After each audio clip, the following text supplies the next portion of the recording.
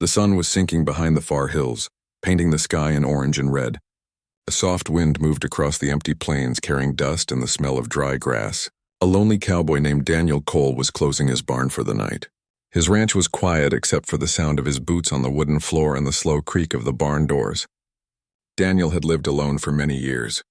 He was not old, but life had made him quiet and tired. The only living things that shared his land were his horse, a few cows, and 3 small apple trees beside his wooden porch. Those trees were special. He had planted them beside a small cross long ago. His wife had once loved the taste of apples, and he had promised her that as long as the trees lived, he would never stop doing good in this world. Every day when he looked at them, he remembered that promise. That evening, as the light faded, Daniel heard something unusual. A sound carried by the wind, soft voices, almost whispers. He stopped moving and listened carefully. The voices were not English.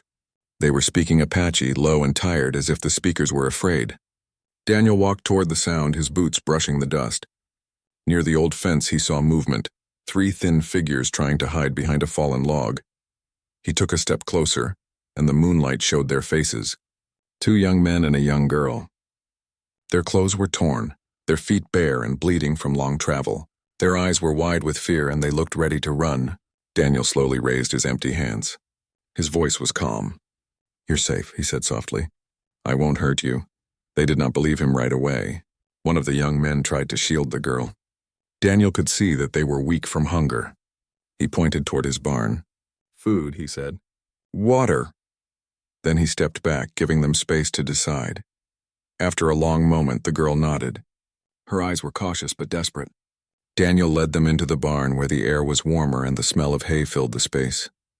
He poured water from a tin jug into 3 cups and gave them bread from his table. The girl accepted it slowly, her hands shaking. The 2 young men followed, whispering thanks in their own language. When they had eaten a little, Daniel reached into a small basket on the shelf and brought 3 red apples. The girl's eyes widened.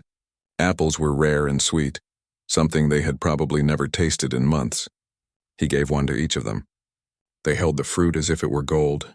The girl took a small bite, then looked up at him with tears in her eyes. She said a few words in Apache that he could not understand, but he knew what they meant. Gratitude. Daniel smiled faintly. "Eat. You need strength." After they finished, he brought out a small lamp and checked their wounds. The 2 men had deep marks on their wrists and ankles, the kind that came from ropes. He cleaned the cuts carefully and wrapped them with old cloth. He never asked who hurt them or where they came from. He didn't need to. The story was clear enough. When the girl finally spoke in broken English, her voice was barely a whisper. "They will come," she said. "The men who took us, they will come." Daniel looked at her for a moment, his face calm but serious. "Then rest tonight," he said softly. "We'll face morning when it comes." He found blankets for them and led them to the hayloft. The girl hesitated before climbing. "Why you help?" she asked. Daniel looked at his 3 apple trees outside through the barn door. "Because someone once helped me," he said. "And because good should not end." The girl did not answer, but she smiled a little before lying down on the hay.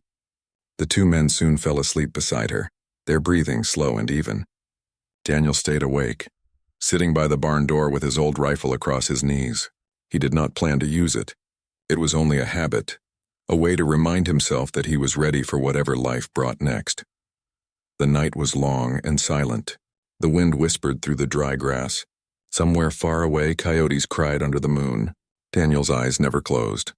He watched the horizon, thinking of his wife, of the days when the ranch was filled with laughter. He thought of how quickly good things could vanish and how easily cruelty took their place. When morning came, the first rays of light touched the apple trees. Their red fruit glowed faintly in the sun. Daniel felt a small peace in his heart, but then in the distance he saw something that turned that peace into worry, a thin cloud of dust rising on the far edge of the plains. It moved fast, horses, riders. He stood quietly and watched. His heart was steady. He knew who they were. He walked into the barn and found the 3 still resting. The girl sat up when she saw his face. "They are coming?" she asked in fear. Daniel nodded. "Stay here," he said. "Do not come out." She wanted to speak more, but the firmness in his voice stopped her.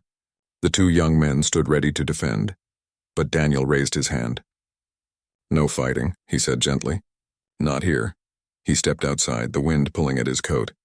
He stood by his fence as the riders approached. 6 of them, maybe more. Their horses were big and dark, their faces hidden under hats and scarves. Dust filled the air around them. They stopped just short of his gate. The man leading them had a deep scar across his cheek and cold eyes that never smiled. The man called out, "We're looking for 3 runaways." "They came this way." Daniel looked straight at him. "I haven't seen anyone," he said quietly. The man frowned. "Don't lie to me, rancher. We know they're close. We'll check your barn." Daniel shook his head. "You won't," the leader gave a short laugh. "You think this is your choice?" Daniel said nothing. He simply stood there, his boots in the dust, the 3 apple trees behind him. There was something in his stillness that made the other riders uneasy. The wind blew softly between them, carrying the smell of apples again. Then a small sound came from the barn window. The girl, unable to stay hidden, peeked out, holding the half-eaten apple in her hand. The scarred man saw her. His smile faded. He looked back at Daniel. "You're protecting them," he said slowly. Daniel didn't move. "They're under my roof," he replied. "And no one leaves my ranch in chains." The man's expression darkened. "You'll regret this," he said, turning his horse. "Tomorrow we'll come back. With more men. You'll wish you never saw them." They rode away, leaving dust swirling in the air. When the sound of their horses faded, Daniel let out a deep breath. He turned toward the barn and saw the 3 standing there, eyes wide with fear. The girl's voice broke the silence. "They will come back," Daniel nodded. "Yes, but so will morning." The young men looked at each other. "We can fight," one said softly. Daniel smiled a little. "There are better ways to stand than to fight." That evening, as the sun went down again, the 4 of them sat under the apple trees. Daniel carved a small wooden apple with his pocket knife while the girl watched quietly. "Why you give apples?" she asked after a while. He looked at the trees and said, "Each apple means a life I could save. You took them, so maybe now 3 lives will stand where 1 would fall."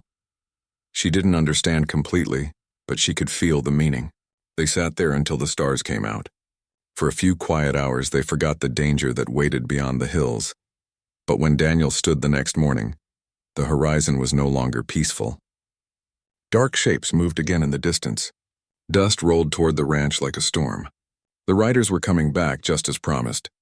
Daniel looked at his apple trees one last time. Their red fruit swayed gently in the wind. He whispered, 3 apples, 3 lives. Maybe that's enough. And as the first hoofbeats echoed across the plain, he knew that what would happen next would test the promise he had made long ago. The promise to do good, no matter the cost. The sun rose quietly that morning, but something heavy hung in the air. The wind had stopped, and the birds that usually sang near the apple trees were silent. Daniel stood on his porch watching the horizon. A thin line of dust was already visible far away, a sure sign that riders were coming again. He had known they would. Inside the barn, the 3 Apache escapees were awake. The young girl, Ayanna, stood by the window, her eyes full of worry. The 2 young men, Tony and Dasan, were whispering in their own language. They wanted to run, but Ayanna shook her head. "He helped us," she said softly. "We can't leave him alone." Daniel came in and placed a small bag on the table. It held bread, dried meat, and 3 apples, the last ones from his trees. "Take these," he said quietly. "Go west when the sun rises higher. There's a river 2 miles from here, follow it. It will lead you to your people." Ayanna shook her head. "They will find you," she said. "If we go, you will be alone." Daniel smiled faintly. "I've been alone for years," he said. "That's nothing new." She stepped closer. "You gave us food, water, and apples." "You didn't have to. Why?" He looked out at the trees. "Because I once lost everything," he said. "And the only thing that helped me keep living was kindness someone showed me when I didn't deserve it." "Now it's my turn." Tony and Dasan stood quietly listening. Finally, Tony said, "We will stay." Daniel didn't argue.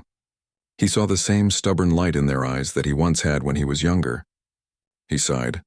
"Then we'll do this the quiet way," he said. "No one needs to fight. We'll just stand our ground."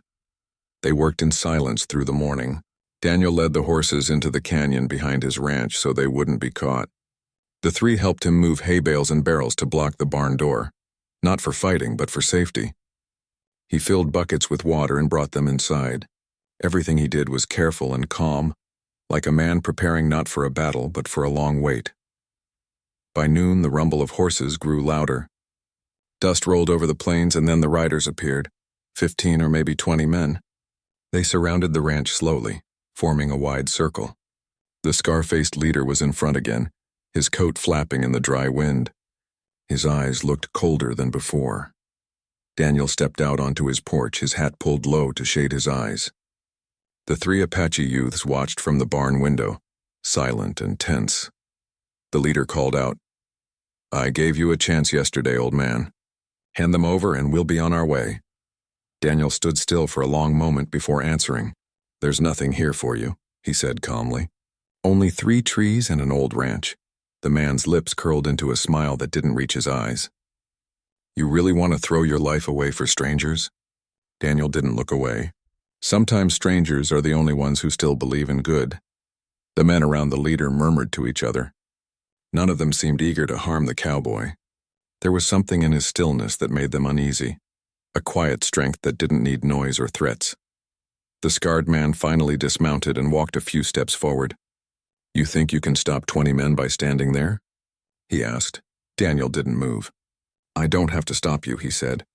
"I just have to remind you there's still a right and a wrong in this world." The man's jaw tightened. "You'll regret this." Daniel's answer was simple. "Not today." The air grew heavy. No one moved for a long time. The only sound was the rustling of the apple leaves behind Daniel. Then from inside the barn, Ayana's voice rose, soft but steady. She began to sing in her language. It was a prayer song, one that carried through the still air like a whisper of peace. The men on horseback looked around, confused by the strange calm that fell over the place. The leader frowned, but something in that song unsettled him. It wasn't defiance. It was forgiveness. He turned away sharply and signaled his men. "We're done here," he muttered. "This place isn't worth it." They began to turn their horses. One of the younger riders looked back at Daniel with a strange expression, part respect, part shame, before they rode off, leaving a trail of dust behind them. When they were gone, the land fell silent again. Daniel stood still for a while, watching the horizon. The 3 Apache youths came out of the barn slowly, not believing what had just happened. Ayana walked up to him. "They left," she said softly. Daniel nodded.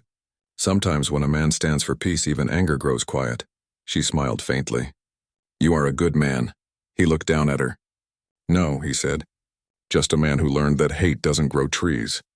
They sat together under the apple trees that afternoon. Daniel handed them the last apple from his pocket and said, "This is for your journey. 1 tree for each of you, remember that. Take a seed when you go. Plant it where you build your new home." Ayana held the apple close, almost like a treasure. "We will," she said. They stayed on the ranch for 2 more days, helping Daniel with small chores and fixing his fence.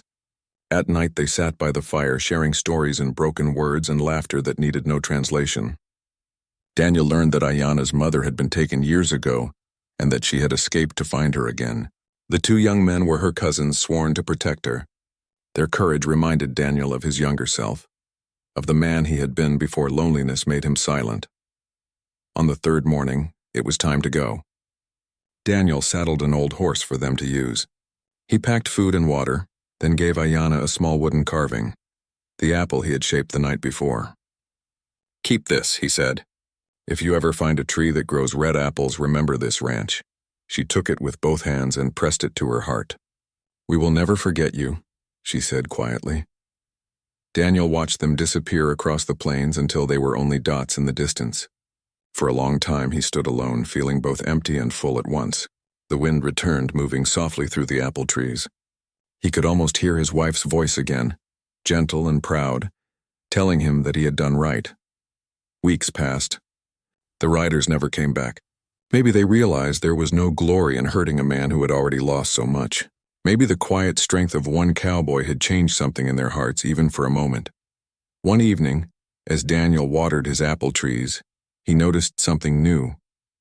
Tiny green shoots were pushing up from the ground near the fence, young apple sprouts. The fallen seeds from the last season had taken root. He smiled, touched one gently, and whispered, 3 apples, 3 lives.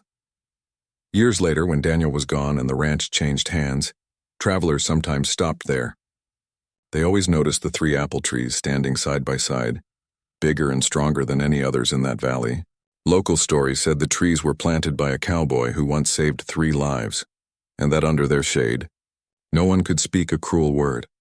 No one knew what became of Ayana, Tony, and Dasan. Some said they built a small village near the Western River and planted apple trees just like the ones on Daniel's land. Others said they returned years later and found the ranch still standing, the trees heavy with fruit. Whatever the truth, the story of that quiet man and his 3 apples became something passed down in whispers and fireside tales, a reminder that kindness can echo longer than beer.